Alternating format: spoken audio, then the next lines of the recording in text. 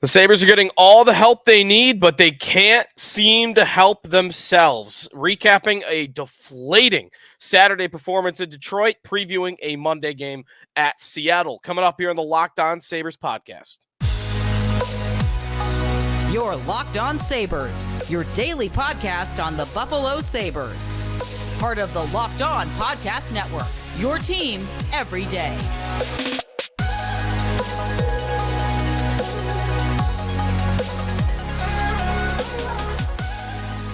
And thanks for making Locked On Sabres your first listen every day. Today's episode is brought to you by FanDuel. Make every moment more right now. New customers get $200 in bonus bets with any winning $5 bet. That's $200 if your bet wins. Visit FanDuel.com/lockedon to get started. Sneaky Joe DiBiase, the Sabres, after a pretty disappointing weekend that only saw one game, but a loss at the Detroit Red Wings. I've got a take for you stemming from Saturday's performance that is not a positive one, but the Sabres continued to get all the help they could ask for. They enter the week in a West Coast trip that begins with Seattle late Monday night, Sabres after dark.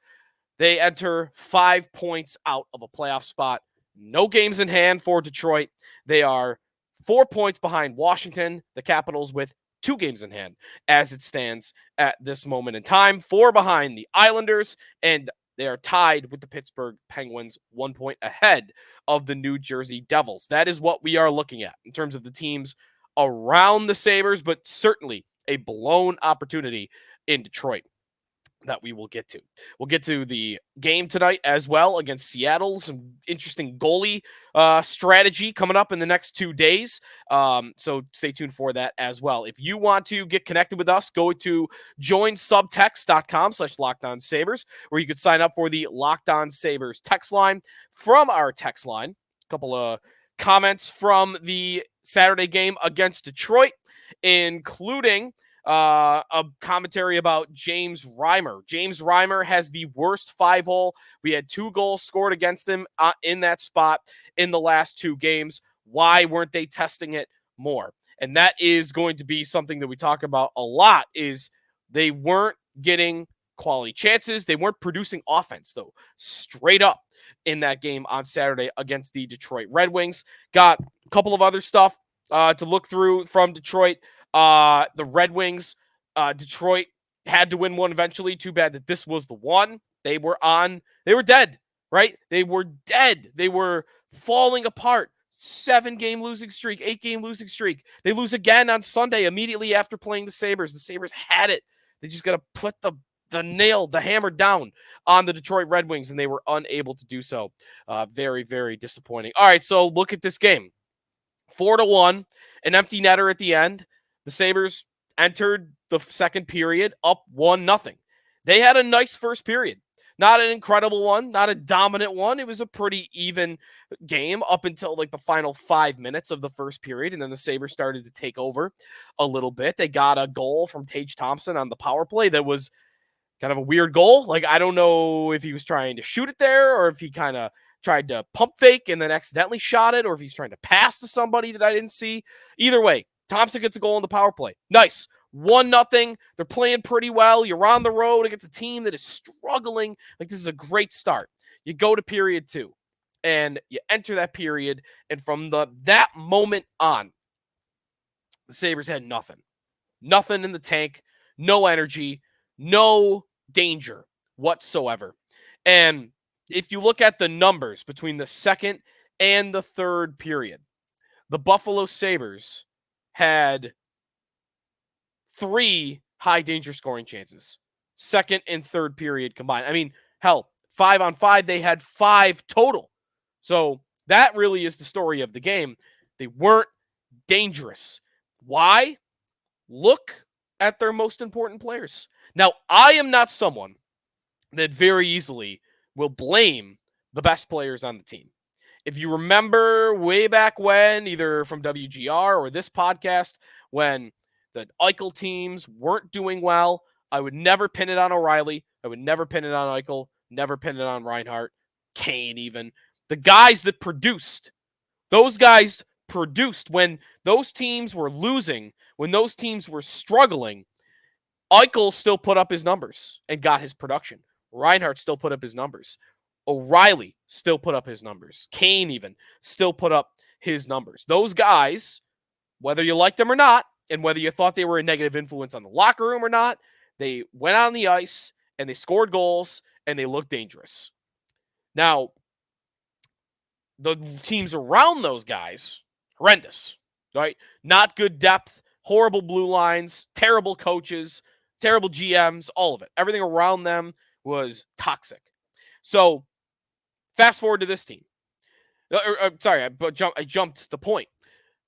Whenever those teams were losing, I'd never say it was on O'Reilly, never on Eichel. It's on the team around them. You've supplied them with nothing to work with. That was where I would more often go with the point than blame Reinhart, blame Eichel, blame O'Reilly. Now fast forward to this team. This team had a big, important game in Detroit on Saturday, and I am ready to blame the top players. And especially for that game, but even more so for the season in general. That game is a microcosm of the season. Your goaltender played fine, played pretty well. Sure, has he had better games? Yeah, the third period goal, he goes up to Daniel Sprong on the wall. Not a good one. You don't want Luukkonen to give that up. But you know what? The guy's earned letting a soft one in here and there because he's been so consistent. And it's not like 3 goals is a lot for your team to score. That game's a microcosm. Defensively, you didn't play that bad. And your goalie didn't play that bad. Where were you on offense? Look at what their most important players did. Shot attempts at 5-on-5 in this game. Who should lead the Sabres? Who should lead them on a night-to-night basis in the amount of pucks that are thrown towards the net? Thompson should lead the Sabres, right? Cozens should lead the Sabres. Tuch should lead the Sabres. Skinner should lead the Sabres. Peterka should lead the Sabres. In this game, who led the Sabres in shot attempts at 5-on-5? Top 3, ready? With 6, Jordan Greenway. With 5, Eric Robinson. And with 5, Tyson Jost. Those 3 led the team. Meanwhile, Tage Thompson, 1 shot attempt. Alex Tuch, 1. Dylan Cozens, 1. Cozens, Tuch, Thompson. There are other important players to that top 6, but I'm picking those 3 out because they were the 3 that only had 1 shot attempt. How do you play that much an entire game and you throw 1 puck towards the net? The scorers of the team, 3 of them, 3 of the critical players offensively, the 3 guys you normally will send out there to tie a hockey game at the end, 3 shot attempts. And Greenway, Robinson, and Jost combined for 16. That cannot happen. You can't go MIA as the top line players, the second line players. And way too often that has happened this year. And I will look at Tage Thompson again for this. He is the most disappointing player on the team this year, and it's not even close. And I know he scored in this game. But another game where I'm watching in the third period, and they had the puck the whole third period. The second and third period were very different. Second period, they got run over. Detroit had a bunch of chances. The Sabres couldn't get the puck out of their own end, and they were getting, frazzled in their own zone, and Detroit was just buzzing. Third period was different. Third period was Sabres had the puck the whole period, but they were stuck in the neutral zone, or they were stuck on the wall, and they couldn't get the puck to the net. They couldn't get the puck to the top scoring areas. Zero scoring, high danger scoring chances in the third period. 0. I mean, you can't have that. 1, by the way. Sorry, they had 1 in the third period. You cannot have that when you're down a goal. Where's Thompson? Where's Cozens? Where's Tuch? Where's Skinner? Skinner might be hurt, but I guess all these guys might be hurt. Thompson might be hurt. I keep hearing that. And for him, the reason I keep hearing it is, what other explanation is there for this guy falls down easier than any player on the team? Every time it happens, I'm going to mention it. And I hate to beat a dead horse because I've been saying it like every show the last 2 weeks. But here's another game. Alex Tuch going through the neutral zone. A 3-on-2 is starting to develop a little bit. What does he do? The right play. He goes up the middle, attracts the defenseman to take the middle. So he throws it out to the wall. to Tage Thompson, who's got speed, who has some space to navigate. So Tuch throws him the puck. What happens? Thompson, with nobody around him, falls down on his face, laying on the ice. There he is. He fell. He just fell. Another time in the second period, Thompson on the far wall has got the puck and he's headed towards near the boards. He gets stood up by a 6'2", maybe defenseman, about 5 inches shorter than him.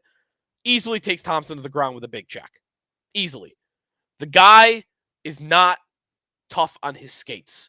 He looks to me very much in that way like he did when he first entered the league. He looks like a player that is way too easy to get off the puck. Does not appear hard to me to take the puck away from Tage Thompson. It looks about as easy as it does for any other player on the Sabres. And that's a big, big problem. 20 goals, 19 assists on the season.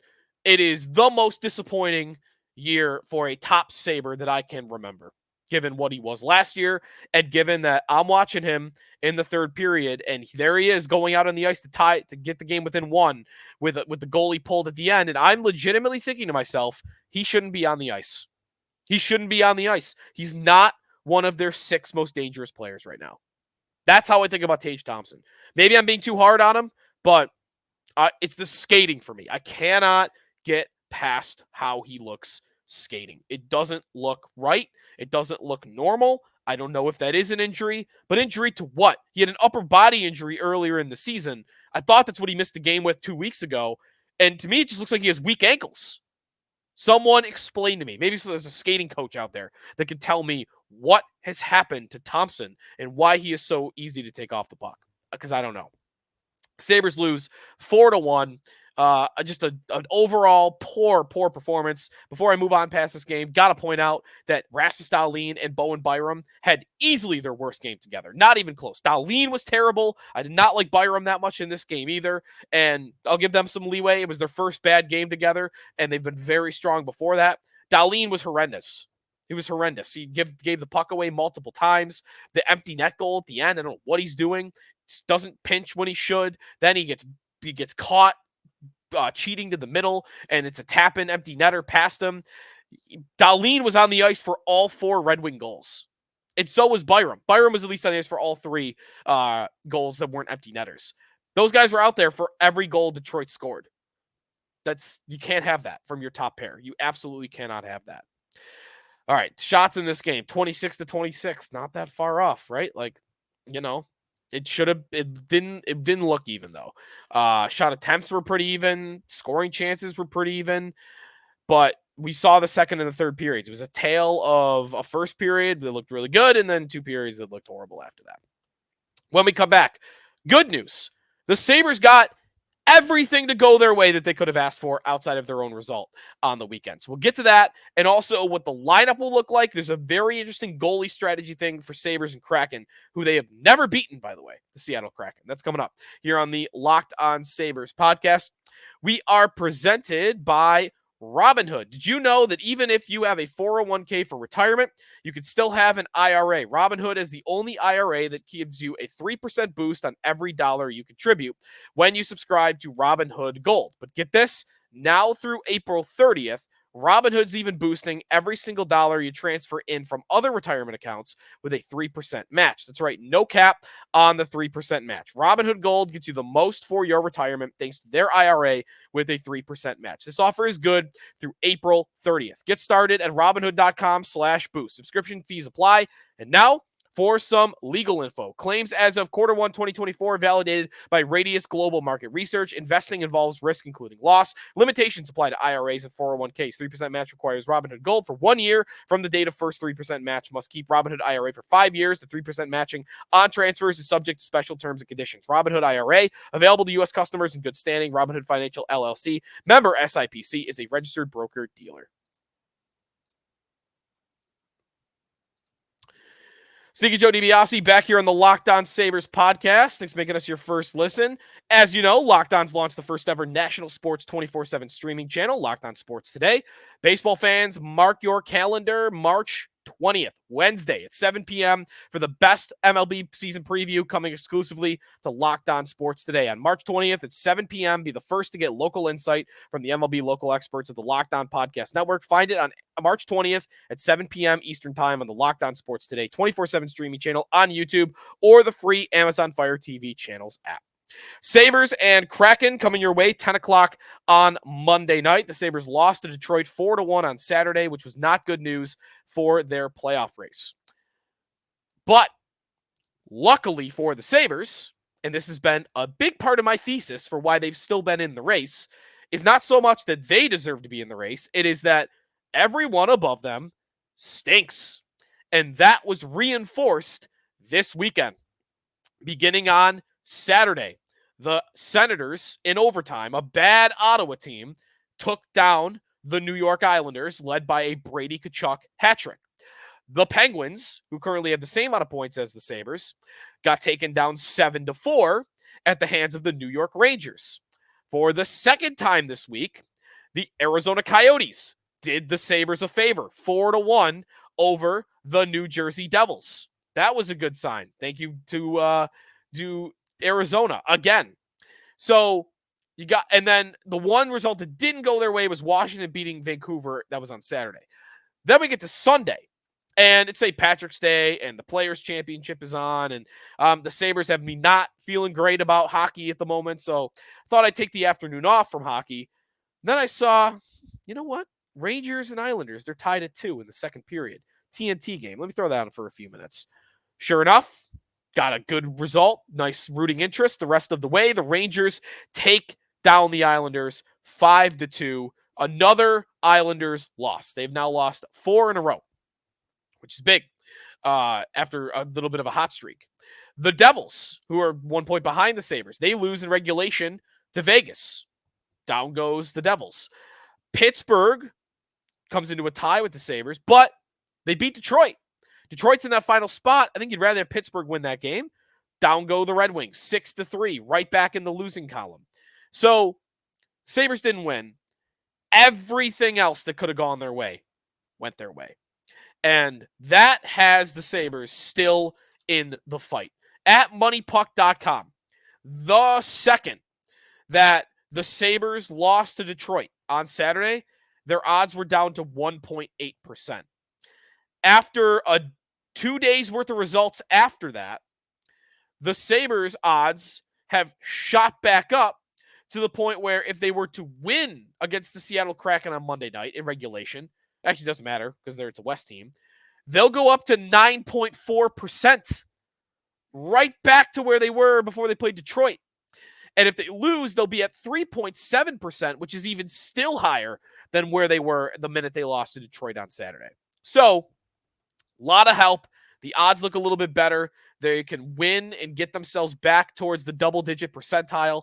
And if they can get a loss by Washington on Monday, they will go into the double digits, above 10%. That game will be occurring before the Sabre game. 10 o'clock for Sabres and Kraken.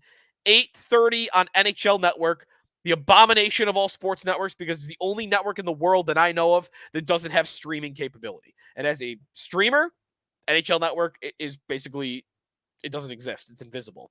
So that's an 8:30 puck drop, though. 8:30, Capitals at Flames. So you're rooting for Calgary in this one. And I think Calgary's a better hockey team than the Capitals. They are a big favorite, being at home. Washington's out on the road. Dustin Wolf, top young goalie prospect, will be between the pipes for Calgary.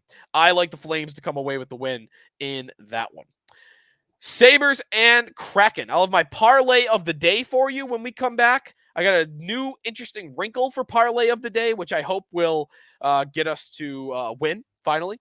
And we'll see what we get from a team the Sabres have never beaten in Seattle. Coming back here on the Locked On Sabres podcast. When we do our parlay, where do we get our odds? We get our odds, of course, from FanDuel. Say goodbye to busted brackets, because FanDuel lets you bet on every game of the upcoming basketball tourney. Whether you're betting on a big upset or a 1 seed, it's time to go dancing on America's #1 sportsbook. Right now, new customers get $200 in bonus bets if your first $5 bet wins. That's $200 to use on point spreads, money lines. You can even pick who's going to win it all. Just visit FanDuel.com/lockedon, bet on college hoops until they cut down the nets.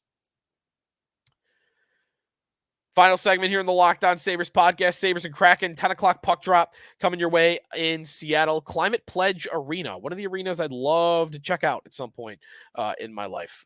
Joey Decord is expected to be the starting goaltender between the pipes for Seattle. Joey Decord. And it'll be Ukko-Pekka Luukkonen for the Sabres. Now, they had an interesting decision to make here because Devin Levi is up. He's on the trip. He is out west with the Sabres. And that's a good sign for me because cannot trust Eric Comrie to play a game, and I get why they wouldn't want to play Luukkonen every game, especially with all the travel going out west. Levi, second in the AHL in save percentage on the season. He has been tremendous. 42 saves the other night in a 5-2 win before he got recalled. They could have gone Levi tonight, and that's what I would have done personally. Not something I feel all that strongly about. I don't think it's a big deal, but I would have played him tonight. Vancouver's the better hockey team. You play them on Tuesday night. I want Luukkonen against the better team on the second of a back-to-back. You'd expect the Sabres will have more of their legs on Monday night and will have fewer chances against because it's a worse team in Seattle. That's where I would have went with Devin Levi.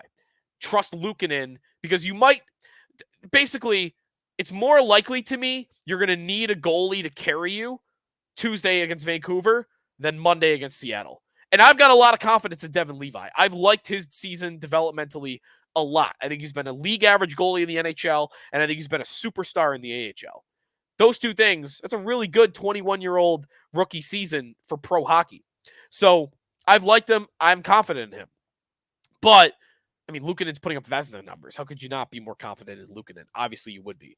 But that's not what Granato is doing. He is going with Luukkonen on Monday, and looks like Levi will likely be the goalie on Tuesday. One last thing I will say on that, actually. It is also possible Granato's thinking to himself, if I play Luukkonen tonight, and my blue line and my team defense shows out, and Luukkonen sees 18 shots against, he has a really light night, and he wakes up Tuesday feeling good because of that, maybe he feels like there's a chance he could go Luukkonen back-to-back depending on what Monday looks like. And if that's his mindset, then I also understand that line of thinking. The Sabres in this game expect same lines that we've been looking at. Nothing drastically different. In fact, nothing really different at all. Seattle, meanwhile, the Kraken have fallen apart here. They have fallen out of the race.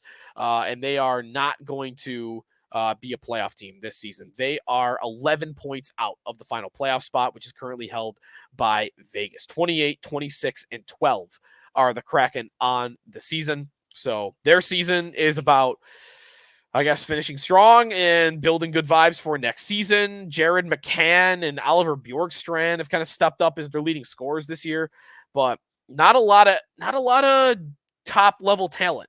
What Vegas did when they came into the league and had a hot start as a franchise is they immediately realized, hey, that was a lot of fun with William Karlsson, Jonathan Marchessault, and Riley Smith. You know, that was a lot of fun.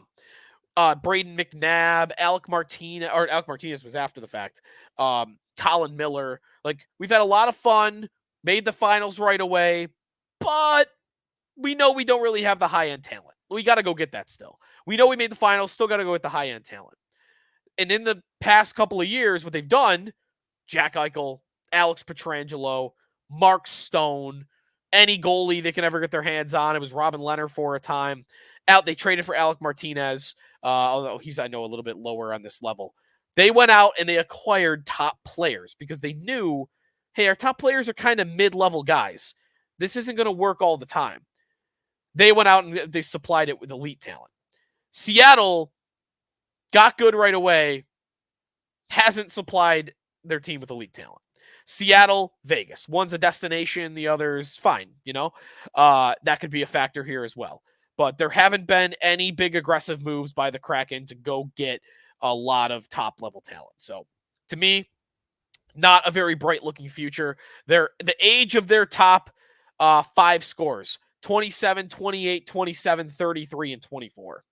Eli Tolvanen, the youngest guy that's really a producer for them. Just not much really to look at there. So with all of that being said, my parlay of the day for the first time all season to try to get one in the win column here is not going to be a same game parlay. We're going 2 different games, 2 different results. I'm going for the 2 wins. We're going all in on emotion in this one. I got the Sabres to win on the money line at plus 102, and I've got the Capitals to win. Not the Capitals, the Flames to beat the Capitals in Calgary. Minus 137 for Calgary, plus 102 for the Sabres, plus 249 for both to win in a 2-leg parlay. That is my parlay of the day over at FanDuel Sportsbook. Let's hope that we get a perfect night from the Sabres and they can climb back into double digits for playoff percentage. All right, that'll do it for us today here on the Locked On Sabres podcast. Thanks everybody for listening. Be sure to check out Locked On Sports Today on their 24/7 YouTube channel, and we'll hopefully talk to you next after a Sabres win. Here on the Locked On Sabres podcast, part of the Locked On Podcast Network, your team every day.